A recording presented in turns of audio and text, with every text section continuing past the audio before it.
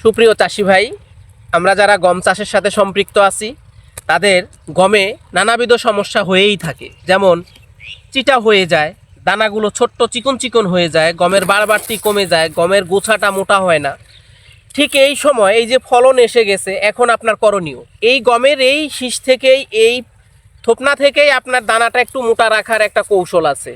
এই কৌশলটা হচ্ছে আপনাকে এক্ষুনি যে এই যে ফুল আসছে যদি আপনাকে দেখাই, এই যে দেখেন সুন্দর ফুল আসছে, এই ফুল ধরার আগ মুহূর্তে প্রতি 1 লিটার পানির জন্য 1 গ্রাম ফ্লোরা এবং 1/2 গ্রাম রোভরাল, অটোক্রপসের রোভরাল দুইটা মিক্স করে, সাথে যদি সম্ভব হয় জাপ পোকার জন্য 5 আনন মিক্স করে আপনি পরপর 2টা স্প্রে দিয়ে দেন।